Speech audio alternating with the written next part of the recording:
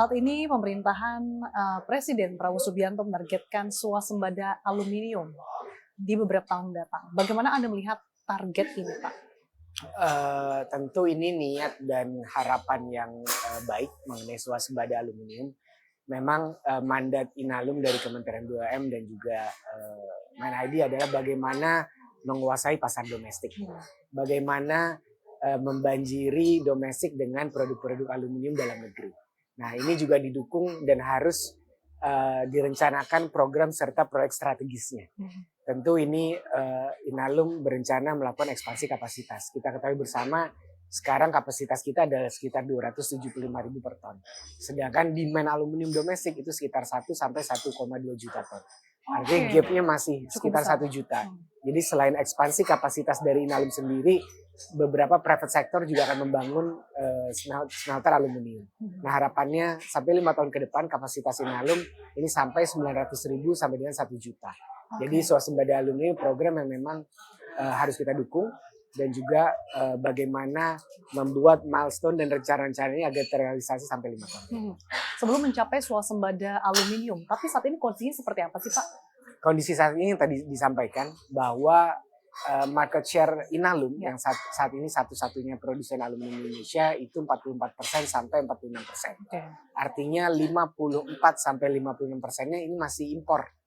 Nah, ini yang makanya swasembada aluminium adalah untuk mengurangi aluminium yang masuk dari luar negeri atau impor aluminium. Kondisi saat ini seperti itu. Nah, ekspansi kapasitas ini adalah harapannya benar-benar seluruh aluminium yang dikonsumsi di dalam negeri ini hasil dari aluminium domestik atau dalam negeri. Roadmap-nya seperti apa, Pak, untuk bisa mencapai swasembada aluminium khususnya mungkin yang akan dilakukan Inalum ke depannya? Untuk Inalum sendiri tahun ini kita sudah memulai tahap inisiasi, jadi bankable feasibility study, keputusan investasi dan juga pemilihan mitra dan juga pemilihan teknologi yang akan digunakan insya Allah akan dirampungkan tahun ini. Jadi harapannya konstruksi start di tahun depan. Konstruksi biasanya memakan waktu 2 sampai 2,5 tahun.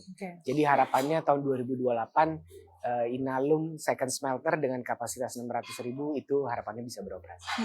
Lalu kalau misalkan nanti sudah beroperasi Pak tahun 2028, bagaimana dampaknya bagi peningkatan kapasitas produksi dan juga bagi pendapatan perseroan targetnya? Tentu peningkatan kapasitas ini akan berdampak positif ke perusahaan Inalum itu sendiri. Peningkatan revenue, yang harapannya peningkatan profit dan juga nilai aset sehingga valuasi perusahaan bertambah. Itu yang pertama. Yang kedua adalah harapannya konsumsi aluminium juga tetap tumbuh tiap tahunnya secara domestik. Secara forecast yang kita lihat, ini tumbuh sekitar 3-5% tiap tahunnya. Nah, artinya nggak berhenti di kapasitas 1 juta ton, Inalum juga 5 tahun selanjutnya, artinya sampai 10 tahun ke depan kita harus menambah kapasitas. Nah, dengan seperti itu harapannya harga aluminium juga akan lebih kompetitif. Ini artinya banyak benefitnya untuk masyarakat pengguna atau end user aluminium itu sendiri. Kalau secara global sebenarnya persaingannya seperti apa sih Pak terkait dengan industri aluminium ini? Secara global tentu nggak hanya Indonesia yang secara agresif atau masif melakukan pembangunan smelter baru, karena memang secara global antara produksi aluminium dan juga demand-nya tumbuh lebih pesat daripada produksinya, sehingga defisit gitu ya, sehingga butuh agresivitas daripada produsen aluminium untuk membangun infrastruktur baru atau smelter baru. Nah, ini yang kita lakukan. Nah, tentu kita nggak mau kalah cepat dan kalah momentum dibandingkan pemain aluminium di luar sana. Makanya kita khususnya di Indonesia sangat agresif karena kita mau bicara lebih banyak, nggak hanya di domestik tapi juga di kancah internasional. Karena Inalum sendiri kita juga punya porsi ekspor saat ini sekitar 30%. Ini adalah salah satu persiapan kita. Selain menambah kapasitas, kita sudah punya footprint di ekspor. Karena memang salah satu produk kita adalah value-nya adalah green aluminium. Dan green aluminium ini lebih disukai di masyarakat internasional. Dan lebih punya premium lebih. Artinya secara harga ini akan lebih optimas untuk Inalum untuk pendapatan ataupun bottom line untuk perusahaan itu sendiri. Untuk green aluminium ini sudah diproduksi Pak berarti? Sudah. Jadi untuk fasilitas kita smelter di Kuala Tanjung itu seluruh 100% 275.000 ton itu seluruhnya dari green aluminium. Karena kita menggunakan hydropower sebagai source energi kita. Jadi kita mempunyai pembangkit listrik tenaga air yang memanfaatkan aliran Sungai Asahan 1-2 yang berasal dari permukaan air Danau Toba. sehingga produk kita terkenal dengan green aluminium product. Green aluminium ini semuanya diekspor atau ada juga yang diserap dalam negeri, Pak? 70% diserap dalam negeri, 30% kita kirim ke market internasional. Tadi ada katakan bahwa kalau di luar lebih disukai green aluminium. Ini faktornya apa saja sih, Pak? Faktornya mungkin lebih kepada concern masyarakat dan industri terhadap lingkungan. Ya, kita tahu ada Paris Agreement sendiri dan bagaimana Europe dan juga US dan juga negara-negara yang di luar lebih concern kepada bagaimana mempunyai bisnis yang berkelanjutan. Artinya bagaimana mengkonsumsi barang-barang yang sifatnya mempunyai aspek green. Ya, sedangkan pasar domestik sendiri mungkin fenomenanya kita baru mulai gitu ya. Jadi domestik sendiri belum terlalu mengharuskan bahwa aluminium yang dibutuhkan adalah aluminium yang mempunyai aspek green. Jadi kita coba manfaatkan green aluminium produk ini agar bisa optimize harga dan itu kita kirim ke market internasional. Saat ini kan artinya komposisi ekspor 30% ya, Pak? Ya. Ada rencana untuk memperluas target pasar di luar negeri nggak, Pak? Dengan kapasitas saat ini mungkin kita akan coba stay dengan komposisi 70% domestik dan 30% untuk ekspor. Nanti setelah kita melakukan ekspansi tentu kita akan tambah porsi ekspornya. Karena mungkin domestic consumption juga akan diisi dengan smelter-smelter lain dari private sector, sehingga kita akan kirim lebih banyak ke ekspor dan mengutamakan green product, segmen green product kita untuk market internasional. Saat ini negara tujuan ekspor untuk produk aluminium tanah air kemana saja, Pak?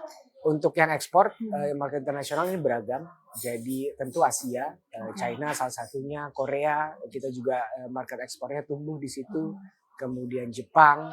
Kemudian untuk negara Europe ada beberapa kemarin kita kirim ke Italia. Kemudian US juga kita kirim, tapi mungkin porsinya masih sedikit. Meksiko, artinya sudah cukup banyak footprint kita. Tinggal bagaimana kita coba analisa di mana regional di market internasional yang punya harga lebih optimum untuk Inalum. Mungkin itu nanti yang langkah selanjutnya yang kita lakukan. Selain green product, mungkin ada produk-produk apa lagi nih, Pak, yang akan diinisiasi oleh Inalum atau mungkin akan melakukan diversifikasi produk? Oke, mungkin konsentrasi kita sekarang masih di mainstream atau di tipe aluminium ingot. Kemudian ada value added produknya, itu kita sebut billet dan juga alloy. Kedepannya kita juga lagi explore beberapa produk aluminium yang memang dibutuhkan market domestik ataupun ekspor. Seperti aluminium foil dan lain-lain, atau kita coba lagi analisa juga apabila kita go to downstreaming gitu ya, mungkin kita bikin kabel, kita bikin packaging dan atau alat-alat konstruksi yang lain. Tapi itu masih kita analisa, tapi artinya kita masih konsentrasi di ranah midstream yang sekarang kita lagi. Kalau untuk dalam negeri kebutuhannya, Pak, apa saja sih, Pak, untuk aluminium kebanyakan? Mostly yang kita jual untuk domestik itu aluminium tipe ingot.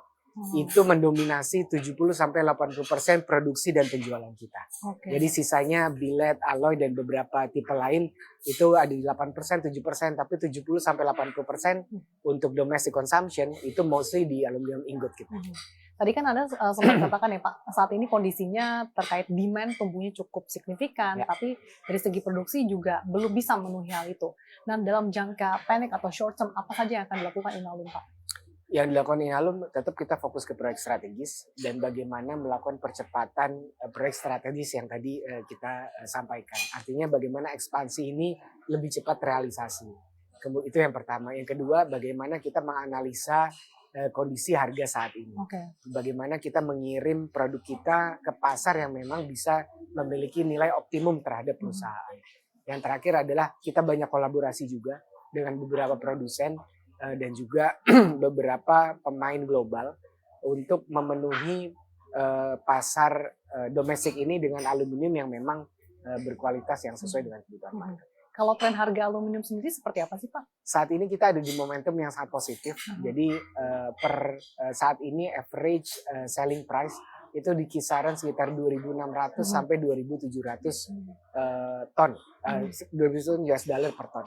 Yang tadinya kita prediksi itu ada di sekitar 2.500 US dollar per ton. Jadi artinya sedikit di atas forecast yang kita rencanakan dan juga kita harapkan.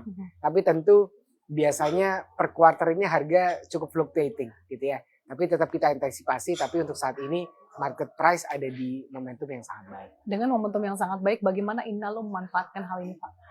Ini tentu berdampak positif kepada perusahaan, peningkatan revenue, peningkatan bottom line, peningkatan operating profit.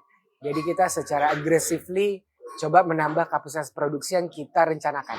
Ya. Jadi contoh di awal tahun Januari dan Februari ini karena melihat momentum harga yang positif, kita tambah produksi kita sekitar 1.000 sampai 2.000 ton per bulan agar kita bisa jual dengan harga momentum selling price yang saat ini sedang sangat baik. Mungkin Pak di tahun 2025 ini target kinerja keuangannya seperti apa dibandingkan dengan tahun 2024? Harapannya ritme positif masih bisa kita jalankan di 2025 ini, mengingat awal tahun momentumnya baik, mudah-mudahan terus baik sampai akhir tahun terhadap harga. Terus kemudian rencana-rencana strategi seperti bagaimana mempertahankan efisiensi operasi, bagaimana mempertahankan suplai listrik yang kita produksi sendiri. Ini terus kita monitor dan kita coba pertahankan ritme positifnya. Jadi itu yang kita coba lakukan di ini. Terakhir Pak, mungkin seperti apa Anda melihat peluang dan juga tantangan di industri aluminium tanah air saat ini? Peluang secara pasar atau market yang tadi disampaikan sangat promising 5-10 tahun ke depan. Ini harus didukung rencana ekspansi, itu yang pertama. Yang kedua tantangannya harga. Harga karena itu faktor yang sangat eksternal, kita nggak bisa kontrol. Yang kita bisa lakukan adalah bagaimana mengontrol apa yang kita bisa kontrol, itu internal factor yang kita bisa kontrol. Antisipasi di operasi, antisipasi di alur supply chain kita, antisipasi di pembelian bahan baku yang kompetitif, dan lain-lain. Sehingga kita bisa survive ketika momentum harga mungkin lagi turun. Gitu ya. Kemudian tantangan selanjutnya terkait ekspansi adalah bagaimana availability dari pasokan energi. Apalagi mengingat energi yang kita gunakan sudah green. Nah, kita lagi cari akses ke green energy. Walaupun cukup challenging gitu ya. Selain energi juga bagaimana merencanakan strategi untuk memperkuat industri aluminium dalam negeri. Contohnya misalnya meningkatkan TKDN dari aluminium itu sendiri dan juga berkomunikasi dengan regulator bagaimana aluminium domestik ini diisi dengan memang kandungan TKDN-nya ini yang memang memprioritaskan produksi dalam negeri. Mungkin itu tantangan. Oke, baik.